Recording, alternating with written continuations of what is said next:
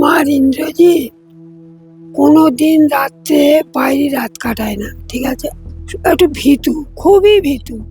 দেওয়ার পর একটাই কথা বলেছে যে তোরা মারিস নে, আমার ছেলে যদি অপরাধ করে থাকে আমি স্বইচ্ছা তোদের হাতে তুলে দেবো। সে আর সময় দিল না, একেবারে শেষ করে দিল।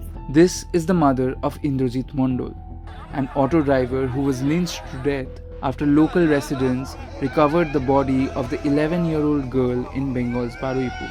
Postmortem report showed the girl was sexually assaulted and thrown into a pond while she was still alive. Soon after her body was recovered, Indrajit was beaten to death by angry locals on accusation of his involvement in the girl's death. But police said Indrajit was innocent and had no connection to the gruesome case. So far, 2 people have been arrested in the lynching case after Chief Minister Shubhendu Adhikari promised justice to Indrajit's family. Mob lynching করে যাকে পিটিয়ে মারা হয়েছে ইন্দ্রজিৎ মণ্ডল, উনিও innocent. Police আমাকে যা বলেছে এটা আমার কথা না, তার পরিবারের সঙ্গে আমি মিট করেছি, তিনিও জাস্টিস পাবেন। The 2 congested rooms of Indrajit's house now appear empty to his parents. Indrajit's mother demands justice for the little girl as her eyes swell up, recalling the horrors of a mob dragging away her son, who wasn't guilty, only very scared. আমার ইন্দ্রজিৎ কোনোদিন রাত্রে বাইরে রাত কাটায় না, ঠিক আছে? ও auto চালায়, একটু ভীতু, খুবই ভীতু।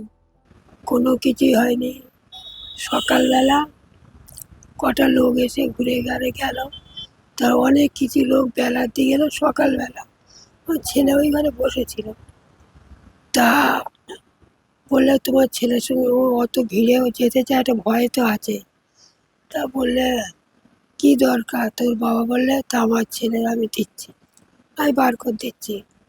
দেওয়ার পর একটাই কথা বলেছে যে তোরা মারিস নে, আমার ছেলে যদি অপরাধ করে থাকে আমি স্বইচ্ছা তোদের হাতে তুলে দেবো। সে আর সময় দিল না, একেবারে শেষ করে দিল। সেই মুহূর্তের মধ্যেই এখন যেই বাইরে এনে দিচ্ছি, বাঘের মতো পড়ে সে আমাদের স্টেশনের রাস্তায় নিয়ে গেছে, হাটে নিয়ে গেছে, নিয়ে শেষ হয়ে গেল। তখন আর ঠান্ডা হয়ে গেল।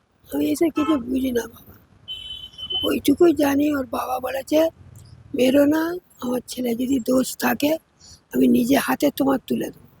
তারপরে ওরা শোনে না, ওরা কারোর পায়নি তো। ওই আনন্দের বাড়ি থেকে বলেছে যে ওদের বাড়ি যা, ওই সেই রাগটা আমাদের উপরে দিয়ে ওটা হিংসা করে ফাঁসিয়েছে যে আমি তো মরেছি, তোদের নিয়েই মরবো। সেইটাই, অন্য কিছু না। আমাদের কোনো দোষ নেই, আমার ছেলের কোনো দোষ নেই।